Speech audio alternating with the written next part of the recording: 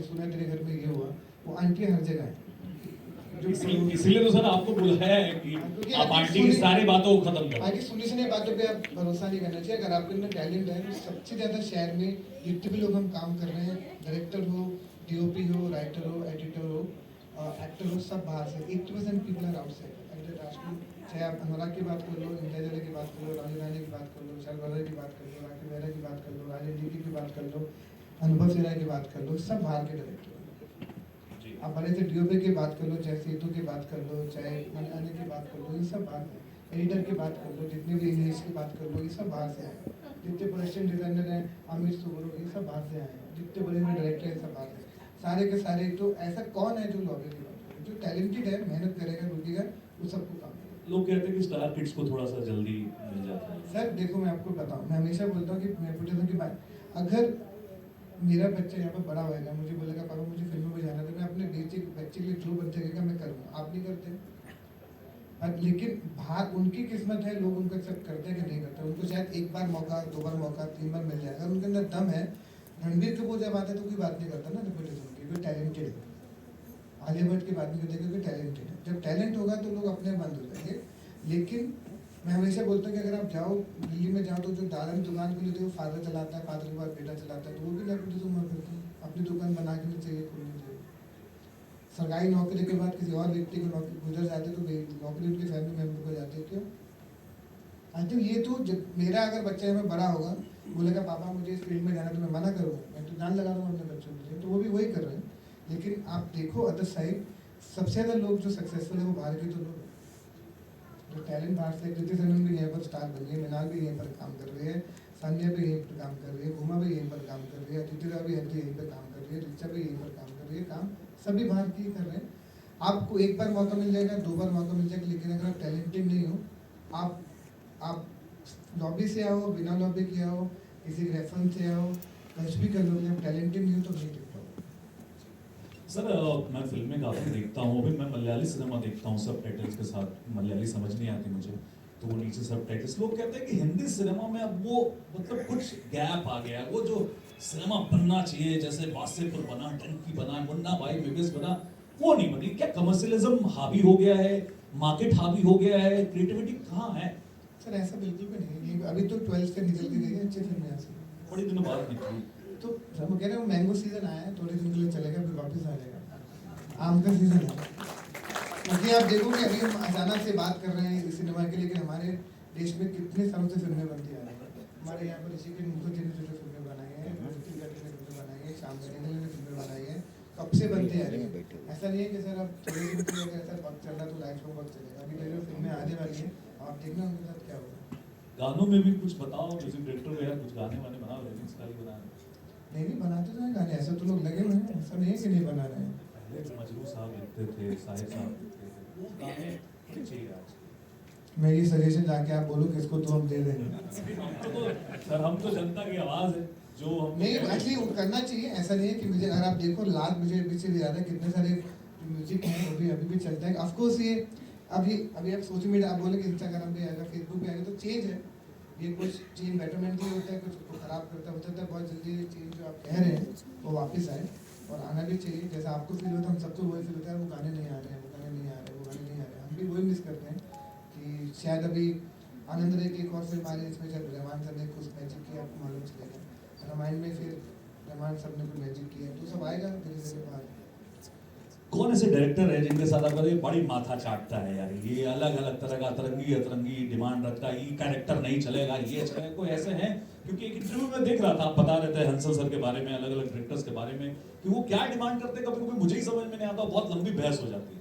कोई किस्सा क्या है सर? क्रिएटिव बहस होती है, जो क्रिएटिव बहस होती है। क्योंकि खाई पूछे के टाइम में मेरे गट्टू के साथ बहुत बहस हुआ था, क्योंकि गट्टू को समझ में नहीं आ रहा था कि राजकुमार राव कैसे गुजरात का लग सकते हैं, अभिषेक कपूर। तो आई थिंक वो कन्विंस करना पड़ता है, फाइट करना पड़ता है। लेकिन मुझे लगता है क्रिएटिव फाइट तो नॉर्मल है, क्योंकि मैं यस बॉस वाले डायरेक्टर में कास्टिंग डायरेक्टर तो नहीं है कि आप जो हाँ बोलोगे मैं हाँ कर दूंगा। अब मुझे वो लेते ना करने के लिए, ओपिनियन के लिए, हाँ करने के लिए तो बहुत सारे लोग हैं। मैं आपको 100 डेटा दिखा दूंगा, कुछ भी ले लो, लेकिन वो मुझे लेते इसलिए कि इसकी क्या बोल रहा है, इसकी बात सुनो। तो मुझे लेते ना बोलने के लिए कि ये गलत कर दो, तो मैं मशहूर हूँ ये बोलने के लिए कि इसको लेने लगता है ये गलत है। बोले यार तो फिर से आ गया, गलत बोलेगा क्या है, तो बोले तू बता दे तो आई थिंक वो फाइट तो सबके साथ ही होता है, लेकिन क्या है कि लगातार इतने साल से काम कर रहा हूँ लोगों के साथ। इम्तियाज के साथ जो 15 साल पहले फाइट होता था, अब बहुत कम हो गया। चमकीला में बिल्कुल फाइट नहीं हो रहा। पहले नवाजकल पहला उनके तब से कि इतने साल से काम करते हुए रिश्ता बन जाता है, अंडरस्टैंडिंग बन जाती है। अब राजू सर के साथ ना पीके में फाइट हुआ, ना संजू में फाइट हुआ, ना टेंटी में फाइट हुआ, आनंद सर के साथ कोई फाइट नहीं हुआ, ना अंकल के साथ अब बिल्कुल भी फाइट नहीं होता है, क्योंकि हम समझ जाते हैं कि क्या चाहिए। आई थिंक वक्त लगेगा, लेकिन जो क्रिएटिव फाइट होता है वो सबके साथ हुआ है। किसी एक के साथ ऐसा डायरेक्टर नहीं है कि इसका बिल्कुल भी नहीं हुआ है, और होना भी चाहिए। वो होना भी चाहिए, क्योंकि हम फिल्म के लिए काम कर रहे हैं, और अगर उससे फाइट नहीं होगा तो चीज़ें अच्छी बनेंगी। ध्यान से बोल सकते हो कि बड़ी अजीब सी कास्टिंग थी, क्योंकि नवाजुद्दीन उस समय बड़ी सिनेमा नहीं किया था उन्होंने, और लीड में मिला तिग्मांशु धूलिया को वो कैरेक्टर मिला। नए नए तरह के बहुत मतलब रोल्स जो थे ना, वो अहलावत पहलवान के रोल में आए, तो उसकी कास्टिंग किसने की थी? अनुराग ने की थी आपका? नवाज भाई की कास्टिंग आई थिंक अनुराग ने ऑलरेडी किया था, क्योंकि उन्होंने हमारे साथ एक फिल्म किया था ब्लैक फ्राइडे, उनमें एक सीन था, तो तब से अनुराग के दिमाग में था कि एक्टर बहुत अच्छा है, कहीं ना कहीं इनको यूज कर रहे हैं। नवाज भाई हमारे इंडस्ट्री के मेरे सीनियर हैं, तो जब बात हुई तो हम सब ने इमीडिएटली एग्री किया कि चलो, क्योंकि क्या है वो फिल्म बहुत छोटी थी, आधी 2 फिल्में बनाई थी कुछ, मुझे एग्जैक्ट नंबर नहीं मालूम, लेकिन बहुत कम बजट में 2 फिल्में एक साथ बनाई थी। अब उस चक्कर में हमको चाहिए था कि अच्छे एक्टर चाहिए, क्योंकि किसी भी एक्टर बड़े स्टार को शायद नहीं अफोर्ड कर रहा है। सबसे महंगा स्टार फिल्म में से मनोज बाजपेयी थे, तो सबसे महंगा सब, बाकी सब हम जितने भी लोग थे, जितने भी लोग कास्ट किए थे, वो सब बहुत कम पैसों में, कोई वैनिटी वैन नहीं थी, कोई ऐसा स्पेशल ट्रीटमेंट नहीं था, तो सब एक साथ थे। मुझे लगा एक ही तरीके से फिल्म बन सकती है, क्योंकि 350 एक्टर 400 एक्टर उस फिल्म के अंदर थे, और एक साथ 2 फिल्में बना रहे। आई थिंक सिर्फ हमने ये डिसाइड किया कि let's go with new talent, जो नए एक्टर चाहिए उनको लेके बनाते हैं, तो यही था। कोई ऐसा कैरेक्टर जिस जब आपने कास्टिंग की आपको लग गया था कि ये बहुत बड़ा बनने वाला है, कुछ ऐसा, या कोई गलती हुई कि यार ये पिट गया? एक अच्छा वाला, नहीं, अच्छा वाला तो सबसे पहले जब जयदीप पलावत को पहली बार रॉकस्टार में कास्ट किया था, एक सीन करवाया था, रणबीर का बड़ा भाई वाला था, आपको याद नहीं होगा, तो तब समझ में आ गया था कि एक्टर बहुत आगे जाने वाला है। क्योंकि होता है, जैसे मैं बहुत सारे एक्टर को देखता हूँ ना, जब राजकुमार को देखता हूँ, जब काय पोचे करी या फिर जब शाहिद करी, तो मुझे पता था ये बहुत बड़ा बनेगा। विक्की कौशल को जब रमन नागम करे या लवशा चिकन खुराना करे, तो पता था कि बहुत बड़ा बनेने वाला है। तो मुझे लोग सरप्राइज नहीं होता, मुझे पता लगता था कि अच्छा एक्टर है, सब कुछ ना कुछ तो हो ही जाएगा, ये बड़ा बनेगा। जिसमें जयदीप पलावत है, विक्की कौशल है, राजकुमार राव है, सुशांत सिंह राजपूत की 100% ये स्टार बनने वाले सब लोग हैं। विजय वर्मा ने भी काय पोचे को ऑडिशन दिया था, आयुष्मान ने भी काय पोचे को ऑडिशन दिया था, पता था कि ये काय पोचे के लिए करेक्ट नहीं है, पर सबके सब बड़े स्टार बनने वाले हैं, और वही हुआ। And I meet all of them now. मैं उनके पुराने ऑडिशन देखता तो लगता है कि ये तो बड़ा, इसलिए मैंने वो सब ऑडिशन सेव करके रखे हैं, क्योंकि मुझे पता था कि कल को बड़े बनने वाले हैं। और जो गलती हो गई, कोई ऐसा एक्सपीरियंस? किसी का नाम लेना अच्छा नहीं लगता, क्योंकि किसी के ऐसे बहुत, कभी कभी आप जब अपनी कास्टिंग देखते हो ना, अभी 10 साल पहले फिल्म देखते लगता है यार ये गलत होगी कास्टिंग, क्योंकि आप अपने काम के साथ इन्वॉल्व होते हो ना। मैंने जैसे आप अपने राशन कार्ड की फोटो देखते हो तो कभी अच्छी नहीं लगती ना, तो अपना पुराना काम देखते हो तो कभी आपको नहीं अच्छा लगता। तो ऐसे 1-2 एक्टर हैं जो लगता था कि यार ये गलत हो गया, लेकिन धीरे धीरे करते करते उन्होंने भी अपना एक जगह अच्छी बना ली, कि वो भी बहुत अच्छा काम कर रहे हैं। अब हम लोग धीरे धीरे आगे बढ़ेंगे। 1-2 सवाल के बाद हम लोग ऑडियंस के लिए ओपन करेंगे फोरम। एक फटाफट हम 2-3 क्वेश्चंस। अगर आपको एक्टिंग करने का मौका मिले तो किस हीरोइन के सामने करना चाहोगे आप? किस हीरोइन के सामने? हाँ, सी देखो, मैं बहुत खराब एक्टर हूँ, तो मुझे अब मेरे सामने अच्छे एक्टर चाहिए जो कि मेरी अपनी अच्छी एक्टिंग करेंगे, मैं रिएक्ट करूँगा, मेरी एक्टिंग अपने आप अच्छी हो जाएगी। आई थिंक हीरोइन तो मुझे पता, लेकिन मुझे कुछ एक्टर बहुत पसंद है, फीमेल एक्ट्रेस में तब्बू बहुत पसंद है, कि अगर उनके साथ जब सीन करने का मौका मिले तो कमाल के एक्टर है, जो सीन करने का मौका मिले तो आई थिंक ऐसे एक्टर के साथ काम करो जिसमें मनोज भाई हो, तब्बू हो, राजकुमार राव हो, विक्की हो, चारों एक सीन में हो, पंकज त्रिपाठी हो, एक मैं हूँ उस सीन में, तो अलग ही मजा है। राजकुमार ऐसा मजा आता है। Your favourite actor? सब जो भी मेरे को एक्चुअली मेरा एक फेवरेट एक्टर नहीं है, मुझे फिल्म के हिसाब से लोग बहुत पसंद आते हैं, और क्या है कि जो भी एक्टर मेरे, और क्या मेरे एक्टर बहुत अच्छे दोस्त भी है ना, तो मुझे राजकुमार एक फिल्म में अच्छा लगता है, कि दूसरी फिल्म में दूसरा एक्टर अच्छा लगता है, तो मेरे लिए बहुत है। लेकिन मेरा ऑल टाइम फेवरेट एक्टर आप मुझसे पूछोगे हिंदुस्तान में, क्योंकि मैं हॉलीवुड फिल्में देखता नहीं हूँ, मुझे कूल बनने का कोई शौक नहीं है, कि I want part this process, मुझे पता नहीं है। और I am very happy with my whole Bollywood. मैं grow up watching Govinda and Anil Kapoor, तो मुझे बड़ी खुशी होती है कि डेविड धवन की फिल्में देखी है मैंने, वो मेरी जिंदगी है।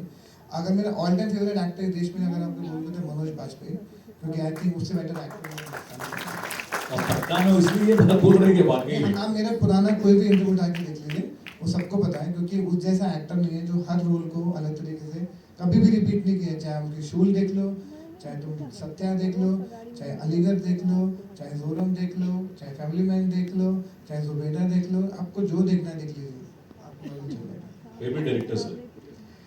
फेवरेट डायरेक्टर तो बहुत सारे हैं, मैं लकीली उन सबके साथ काम भी करता हूँ, चाहे राजू सर भी है, Nitish Tiwari my favourite director, Ramayan, and of course Anubhav Sinha also I love, Hansal Mehta I really love, Raju Rani, Nitish Tiwari, Vishal Bhardwaj, Kashyap, Imtiaz, ये जितने भी लोग साथ मैं काम करता हूँ ये सब मेरे फेवरेट हैं। एक डायरेक्टर के साथ मुझे काम करना है और मेरे बहुत फेवरेट है, आई थिंक मैं इट्स संजय लीला भंसाली, मुझे एक बार उनके साथ काम करना है।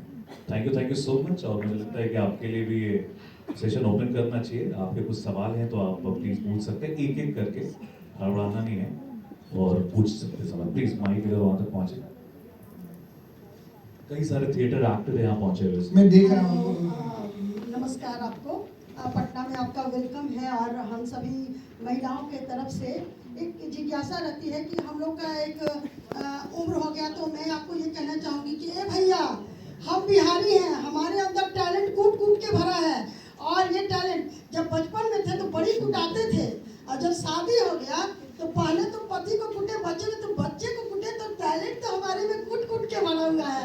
तो कम मत समझिए, हम लोग को अभी इंस्टाग्राम जो दिया हुआ है प्लेटफॉर्म, तो इस पे तो बराबर एक्टिंग करने का और जो भी शौक है हम लोग पूरा करते हैं। आप कब कास्ट करोगे हमें, आप ये बताओ पहले तो आप अपना जो एक्टिंग है ना वो इंस्टाग्राम पे मत करो,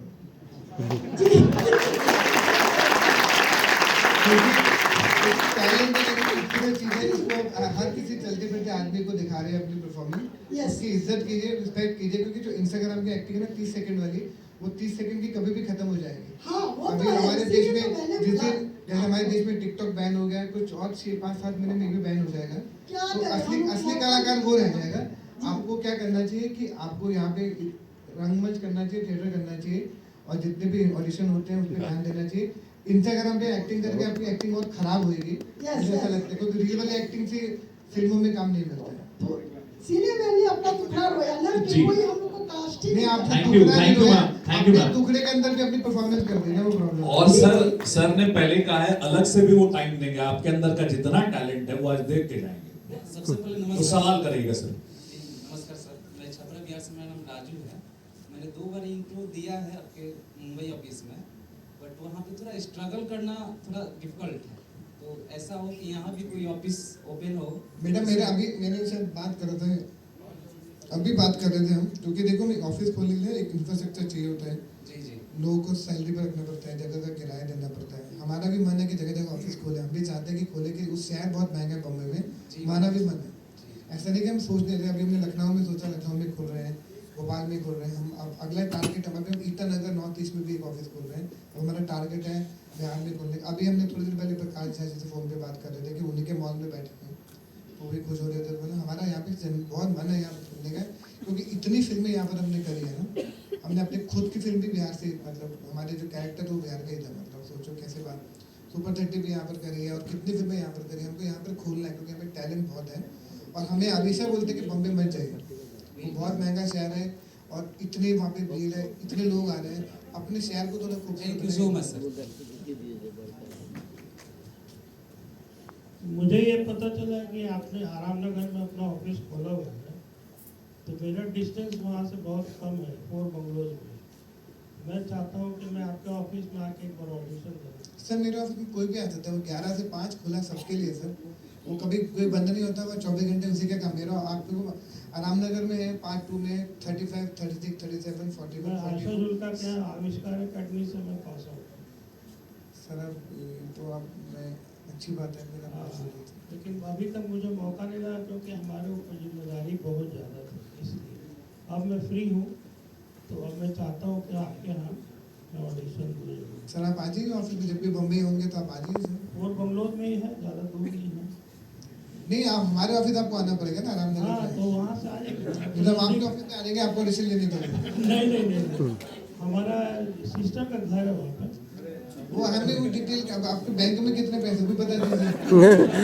वो कह रहे हैं कि आइए खाना वाना होगा, ऑडिशन हो जाएगा उससे। सर आप मौका अगर देंगे तो मैं आपको अच्छे डिश बना के खिलाऊंगा। हम बोल रहे थे सर अगर मुझे पहले मौका मिले वक्त मिले ना तो सबसे पहले मैं अपने पिताजी के साथ खाना खाना पसंद करूंगा। मुझे वही मौका मिल जाए पहली बार। आज हमने नेक्स्ट नमस्ते सर, आपका पटना थोड़ा में टेंशन मत बहुत लीजिए, स्वागत है। आराम से बात करें तो यार थोड़ा खुश रहने दो। मैं इतना गर्व महसूस कर रही हूँ आपको देखकर, आपसे बात करके। और मैं आपसे एक प्रश्न पूछना चाहती हूँ कि एक अच्छे कलाकार में आप क्या देखते हैं? मैंने अभी और क्या बताया गुण होना चाहिए? कुछ नहीं, वो सच्चा होना चाहिए। क्योंकि एक्टर क्या होता है कि एक तो सबसे बड़ी प्रॉब्लम एक्टर क्या है कि उनको काम नहीं मिलता ना तो नेगेटिव हो जाता है, दुखी हो जाते हैं। हम लोग का तो उम्र खत्म हो चुका है, हम लोग उस लायक अब है नहीं। लेकिन किसने बोला आपको एक्टिंग में उम्र खत्म हो जाए? एक्टिंग एक ऐसा प्रोफेशन है जहाँ पे आदमी कभी रिटायर नहीं होता है, सिर्फ मरता है। और किसी की उम्र नहीं, तो आप कभी भी एक्टिंग शुरू कर सकते हैं। आप मेरे पिताजी अभी रिटायर हुए हैं, 5 से पहले मेरे माता जी गुजरे, अभी वो 77 के हो गए हैं। पिछले 9 दिन से बोल रहे हैं कि बेटा मुझे लग रहा है एक्टिंग शुरू कर देनी चाहिए।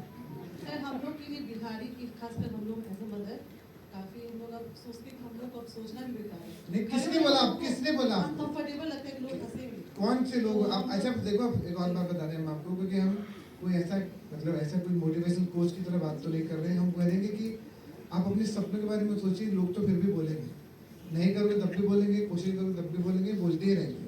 सर हम तो अपने बारे में नहीं पर्सनल बोल रहे हैं, किसी और लेडीज के बारे में सोच रहे हैं कि अगर वो बनना चाहे तो फिर कैसे उनको अपॉर्चुनिटी? देखो, अगर यहाँ पे ना बहुत सारे सीनियर इंडस्ट्री के लोग भी नाटक करते हैं, आपके जितने भी लेडीज हैं, जितने भी लोगों को भी लगता है कि हमको अपनी एक्टिंग शुरुआत करनी है, सबसे पहले आप लोगों को थिएटर ग्रुप को फॉर्म करना चाहिए।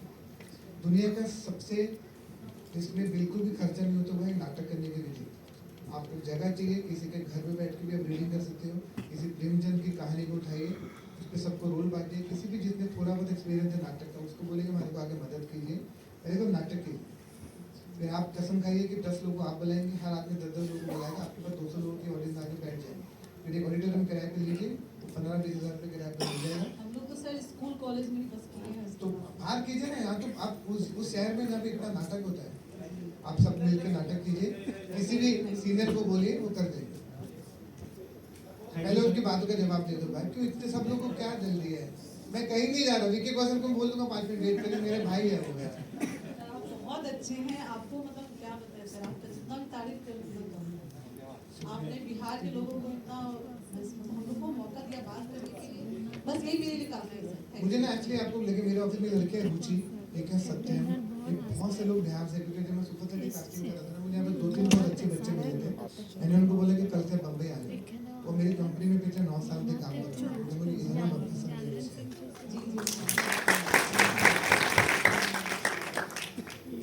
तो आप नाटक कीजिए, उन सब आंटियों को बोलिए, मैंने बोला उस पर लिख दीजिए मुकेश छाबड़ा प्रेजेंट, मेरा नाम यूज कीजिए, लोगो लगाइए, मेरे को बोले मैं पोस्ट कर दूंगा, मतलब कीजिए, क्योंकि अपने सपनों को मत रोकिए।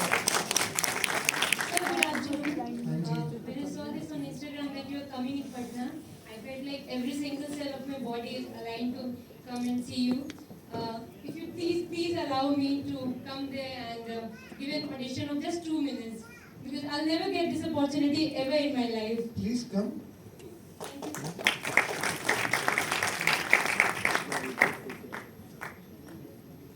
ऑडिशन ही है। वो देखिए ये बहुत बड़ा इसी तरह का यही खासियत होती है फिल्म फेस्टिवल के, और लाइव ऑडिशन चल रहा है।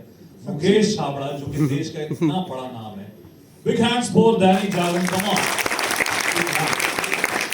दैनिक जागरण ने शुरू किया है ये फेस्टिवल, जब से मैं कोई भी मिस नहीं करता हूँ, लड़के पहुँच जाते हैं यहाँ पर। मुझे लग रहा है आपकी मुझे गोद ले ले या मैं इन पे थोड़ा इन्वेस्ट कर दूँ, पर ये मतलब बहुत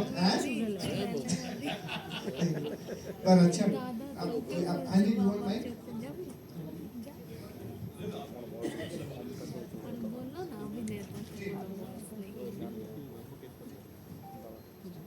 आरोही, आरोही, ये तुमने कमरे का क्या हाल बना रखा है?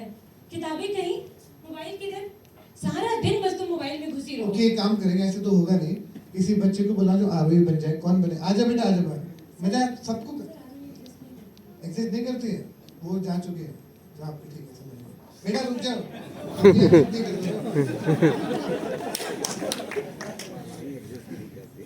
सुनो, देखो मम्मा ने तुम्हें ज्यादा डांट दिया ना।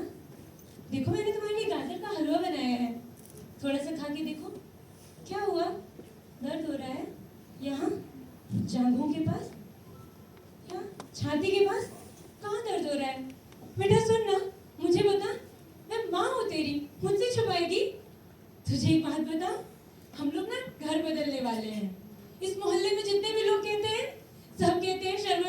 पत्नी तो अंधी है, न जाने हवा में किससे बातें करती है। जब तू इतनी छोटी थी कहीं भी कमरे के अंदर घुस जाती थी, अब तू इतनी छोटी थोड़ी रह गई है, इतनी बड़ी हो गई है। मेरी बेटी को देख के सब न जलते हैं, हम लोग अब दूसरे जगह जाएंगे। क्या हुआ बेटा, दर्द ज्यादा हो रहा है? लोगों ने तुझे कहाँ कहाँ छुआ था, बता मुझे। कहते हैं तेरे चाचा के बेटे ने उस रात अंधेरे में तेरे साथ जबरदस्ती की। ऐसा होता? तुझे लगता है तेरी माँ मुझे छोड़ती? नहीं छोड़ती, किसी को नहीं छोड़ती। किसी को नहीं छोड़ती। आरोही, तुझे लगता है ना बेटा तेरी मम्मी तेरे साथ है? कहाँ दर्द हो रहा है बेटा? यहाँ कहाँ दर्द हो रहा है? मम्मा तेरा सब ठीक कर देगी, बता। मेरी बेटी है ना? बोल बेटा, किसी बेटी के साथ ऐसा गलत नहीं होगा। आरोही, आरोही तो कुछ बोलती क्यों नहीं? क्या सब ठीक कहते हैं? क्या तू जा चुकी है? बोल ना आरोही, तू कुछ बोलती क्यों नहीं है? Thank you. खुद लिखा है। Thank you so thank much. You very much, very nice. कैसा ऑडिशन था sir? I am very happy that we did that. Thank you. भाई इनके लिए भी जोरदार तालियां आपके। नमस्कार, मेरा नाम रविकांत सिंह है। 10 वर्षों से लगभग मैं रंगमंच में अभिनय करता हूँ। जो यहाँ जो रंगमंच का कलाकार है वो फिल्म करता है, जो दोनों एक दूसरे में है। जब फिल्म के लिए ऑडिशन दिया जाए तो अभिनेता को ऑडिशन देने वक्त किन चीज़ों का ख्याल रखते हुए अपना ऑडिशन देना चाहिए? मैंने आप लोगों के लिए एक ऐप को बनाया, डोंट नो आपको मालूम होगा कि नहीं। एक फ्री ऐप मैंने बनाया हुआ है जिसमें मैंने सारे डिटेल में बताया कि ऑडिशन कैसे देना चाहिए, क्या करना चाहिए। फ्री ऐप है, आप उसको डाउनलोड कर सकते हो, उसमें अपना ऑडिशन अपलोड कर सकते हो। आपको बॉम्बे आने की जरूरत भी नहीं। उसमें मैंने ना सारे एपिसोड बना के रखे हैं, एपिसोड 1 में, 2 में, 3 में कैसे आप ऑडिशन। लेकिन एक चीज़ आपको ध्यान रखनी पड़ेगी कि किसी भी ऑडिशन में आप जब भी ऑडिशन दें, पहली बात तो किसी को इम्प्रेस करने की कोशिश मत करना। हम क्या करते हैं, ऑडिशन जाते हैं, सबको इम्प्रेस करने की कोशिश करते हैं। दूसरी बात, आप ऑडिशन रूम में जाने से पहले आपकी सांसें नॉर्मल होनी चाहिए या नहीं, ये जरूर होना चाहिए। बाकी सब अपने आप होगा। धन्यवाद। रंगमंच को आपने अभी ताकत दिया। रंगमंच के हम लोग लगभग 20-25 कलाकार यहाँ हैं कि रंगमंच करना बहुत ज़रूरी है। बहुत बहुत धन्यवाद। वो ही करना चाहिए, क्योंकि बाकी मैं बताऊँ एक्टिंग स्कूल ये सब ना, ये आपको टेक्निक के बारे में बात। रंगमंच में जो सामने परफॉर्मेंस करेंगे ना, हम सब रंगमंच से ही आए हैं। वही जिंदगी हमारी, वही सब कुछ सीखकर आज तक करते हैं। उसको कभी मत छोड़ना, उसको पकड़ के रखना।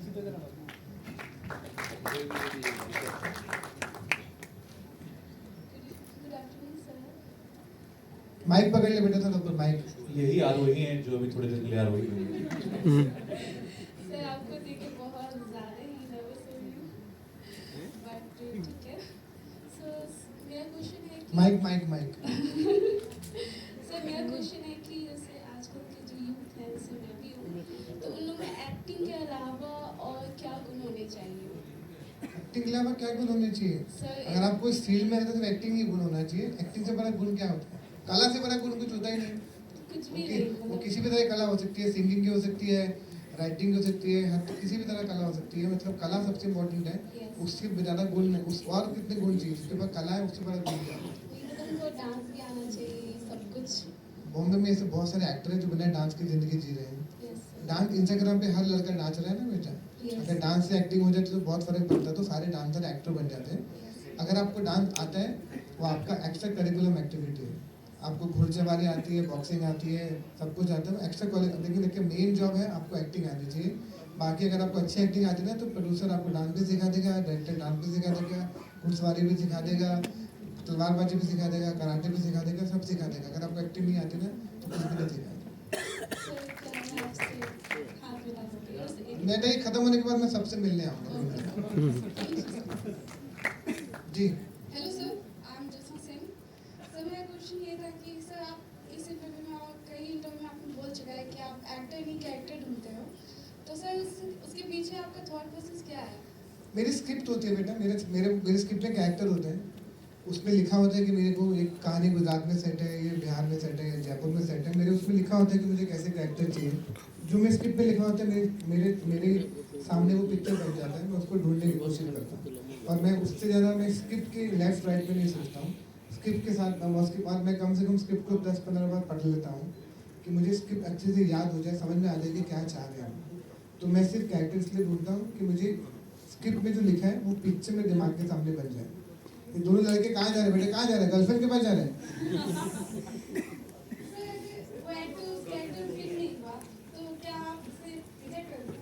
रिजेक्ट नहीं करता हूँ, अच्छा एक्टर होता है किसी और फोल्डर में डाल देता हूँ, कभी ना कभी कहीं ना कहीं किसी और फिल्म में इसको यूज़ करता हूँ, क्योंकि हमेशा अच्छा एक्टर हमेशा फोल्डर में कहना के रहता है, हमारा वेस्ट कभी नहीं होता। ऐप का नाम है Mukesh Chavda casting app. It's a free app, इसके अंदर सारे इंटरव्यू, मेरा पॉडकास्ट या डायरेक्टर से बातचीत करता हूँ, वो सब पॉडकास्ट जो हम ऑडिशन कर रहे हैं सबकी लिस्ट आप उसमें अपलोड कर सकते हो, सारे वीडियोस ऐप के अंदर है। इट्स अ फ्री ऐप, आपको कहीं जाने की जरूरत नहीं। होता क्या है कि लोग बॉम्बे नहीं पहुंच सकते, मैंने उस ऐप में जो रोज हम बॉम्बे में ऑडिशन करते हैं उस ऐप में भी अवेलेबल है। जैसे अभी हम एक शो कर रहे हैं जो फिजिक वाला करके, जो आप जानते होंगे आपके शहर में है, तो उनके ऊपर हम शो बना रहे हैं, कास्टिंग यहीं से चल रही है। अब एक और फिल्म कर रहे हैं वन करके, जो जिन्होंने गुल्लक बनाया, पंचायत बनाया, डायरेक्टर यहीं के फिल्म बना रहे हैं, वो भी यहीं पर कास्ट हो रहा है। तो बहुत सारे काम चल रहे हैं, सब उस ऐप में अवेलेबल है, आप उसको देख सकते हैं, डाउनलोड कर सकते हैं, अप्लाई कर सकते हैं। And it's a free app, क्योंकि बहुत लोग ना फिल्म इंडस्ट्री के नाम पे लोगों से बहुत पैसे ले रहे थे, तो मैंने सोचा कि एक ऐसा सिस्टम शुरू करो जहाँ पे लोगों को सच्चाई और सीधा पता करो, तो हम इस ऐप को डाउनलोड करें।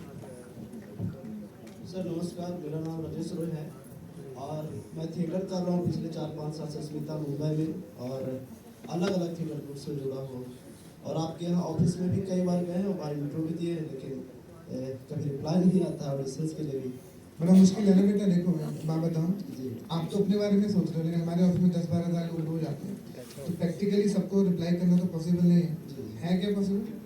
नहीं, मैं ये कह रहा हूँ कि आप तक कैसे पहुँचे? मुझे लगता है कि मैं बेटा यहाँ तक तो पहुँच के अब कहाँ जाएगा, मतलब एक्टर बनने के लिए सर किसी से मिलना इम्पोर्टेंट नहीं है, एक्टर बनना। आपने अपना इंट्रो दे दिया ना जी, अगर आपके लिए लिखा है ना और आपको फोन आ जाएगा, आपको कोई नहीं सर, मैं ये पहले से सोच रहा था कि मैं अगर एक अपना प्रोजेक्ट बना के शॉर्ट फिल्म में चाहे कुछ भी और आप तक पहुंचा दूँ, क्योंकि आप कह रहे हैं कि हम एक्टर ढूंढते हैं, और मुझे ऐसा लगता है कि मैं एक अच्छा एक्टर हूँ, और आप उससे, क्योंकि हर किसी का सर सोच है कि वो एक्टर बने, और हमने लंबा समय इसके लिए सब कुछ छोड़ दिया एक्टर बनने के लिए।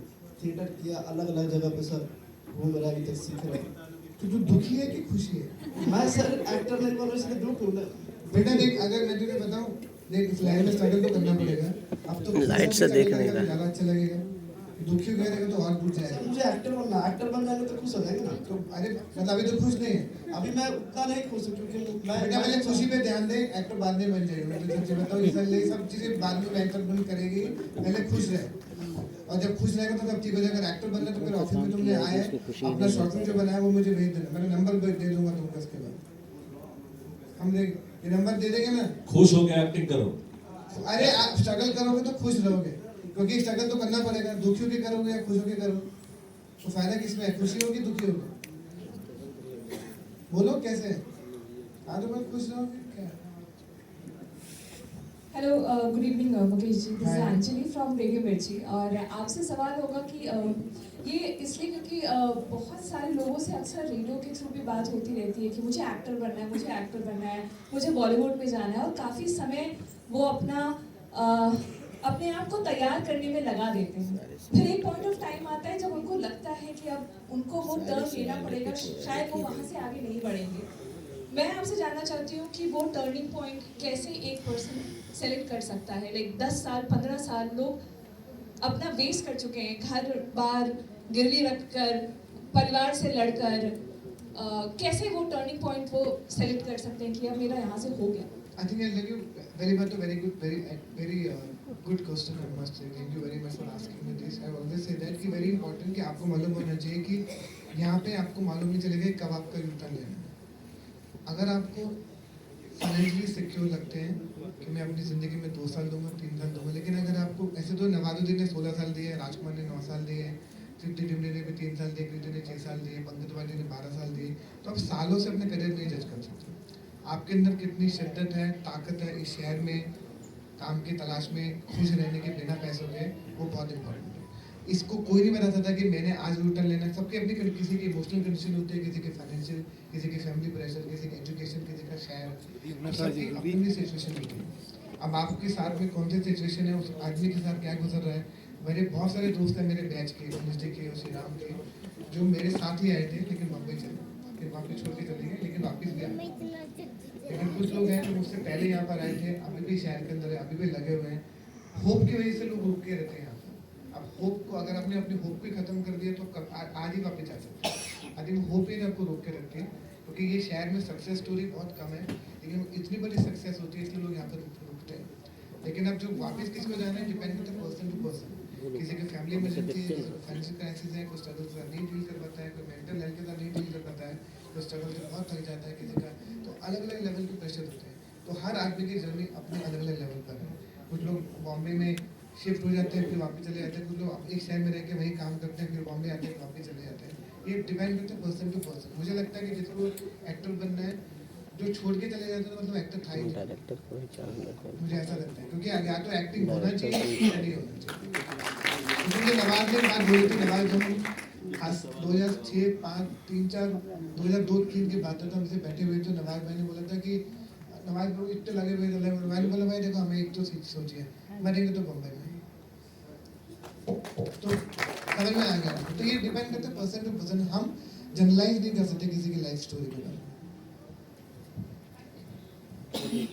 सर आरजेस को कैसे ले लेना, आरजेस को कैसे फिल्म में डाल, मैं भी आरजे ही हूं सर आरजे आप देखो ना, रेडियो जॉकी देखो, आप देखो अशोक खुराना भी आरजे था, अपार शक्ति भी आरजे था, तो आरजे भी बहुत अच्छे एक्टर होते हैं सर। हमने कहा आपको भी जाके ऑडिशन देना चाहिए। मुझे लगता है कि एक कलाकार को जो भी इस मीडियम से जुड़ा है, आपके जितने सपने पूरे कर लो ताकि आपको 20 दफा 10 दफा रिग्रेट ना, और कुछ बुरा नहीं होता ट्राई करने के लिए, आपको करना चाहिए। सर इधर सर, मैं रक्षित हूँ सर, कोटि कोटि नमन आपको, नमस्कार। रक्षित मैं आपके ऑफिस में और आपसे मेरी पर्सनली मुलाकात हुई थी, 2 साल पहले आपसे मेरी बात भी हुई थी। सबसे पहले तो सर मैं अपना एक जगह है वो आपको अप्रूव करता हूँ कि अगर आप पसंद करें उसको हिम प्लाजा डाक बंगला चौराहा पे, अगर वहाँ पे क्लासेस स्टार्ट हो जाए तो यहाँ बहुत सारे प्रतिभागी, बहुत गुण है सर। हम भी बहुत दिनों से लगे हुए हैं, हम खुद के लिए भी स्ट्रगल कर रहे हैं और यहाँ के लोगों के लिए भी। अगर वहाँ आपका एक ब्रांचेज हो जाए सर तो ये मेरे लिए बहुत सौभाग्य की बात होगी। मेरे पास 2-3 जगह है सर जो आप सेलेक्ट कर लें। अरे शुक्रिया फॉर ऑफरिंग दिस, क्योंकि अगर आपको ये सब करना है तो आप मेरे नाम से वैसे भी आप जिन लोगों की मदद करो, क्योंकि अगर आप ये कर रहे हैं कि मैं यहाँ पर कास्टिंग करने की कोशिश करूँगा, मैं जब भी ऑडिशन करूँगा मैं वहाँ पर करूँगा, लेकिन आप वो जगह जिन लोगों को थिएटर करना है ना उन लोगों को दे दीजिए, ताकि वो जगह जो है ना क्रिएटिव अड्डा बन के रहे। लोगों की क्या है कि नाटक करने की जगह नहीं मिलती है, और अभी जगह दे रहे हैं। अगर मैं जब भी अगर पटना में ऑडिशन करूँगा, अभी आने वाले 1-2 महीने में जब भी करूँगा, मैं आप प्रॉमिस करता हूँ कि आपकी जगह भी करूँगा। और मैं एक एक्टर भी हूँ सर, रंगमंच से हूँ, इफ्ता पटना इफ्ता से, और मैं भी कुछ परफॉर्म करके दिखाना चाहता हूँ आपको। अच्छा आप भी आ जाओ, ये तो मंच है, तो सबको करना चाहिए। अच्छे भाई ना देखो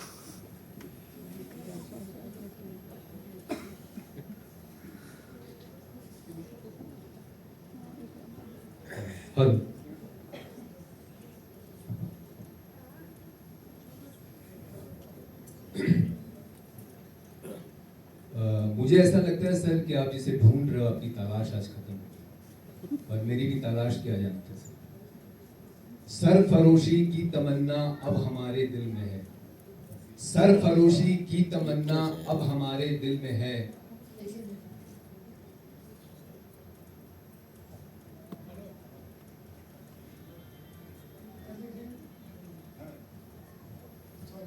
आप जिस वजह से यहाँ आए हैं, जिस चीज़ के लिए आए हैं सर, मुझे लगता है आपकी तलाश आज खत्म हो गई, और मेरी तो ख्वाहिश ही आपसे मिलने की थी और आपके साथ काम करने की। सरफरोशी की तमन्ना अब हमारे दिल में है, सरफरोशी की तमन्ना अब हमारे दिल में है। देखना है जोर कितना बाज हुए कातिल में है, क्यों करता नहीं कोई बातचीत, देखता हूँ मैं जिसे वो चुप तेरी महफिल में है। ऐ शहीदे मुल्क मिल्लत मैं तेरे ऊपर निशान, ऐ शहीदे मुल्क मिल्लत मैं तेरे ऊपर निशान। वक्त आने दे बता देंगे तुझे वो आसमां, हम अभी से क्या बताएं क्या हमारे दिल में है। सरफरोशी की तमन्ना अब हमारे दिल में है।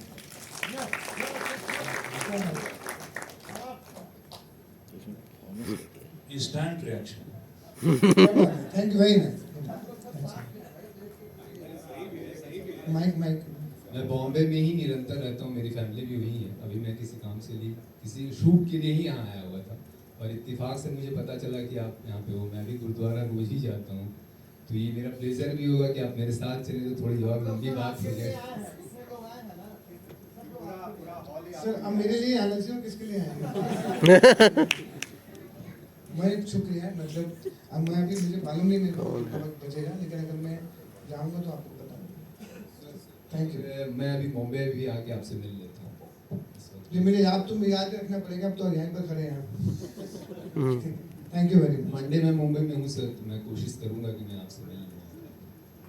आ जाओ, अब तो मिलके रहेगा ऐसा लग रहा है मुझे। ठीक है, okay, thank you very much. हाँ जी सर।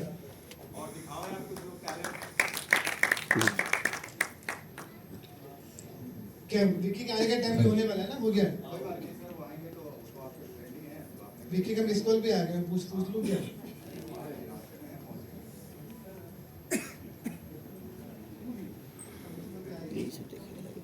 चलो, गुड इवनिंग सर।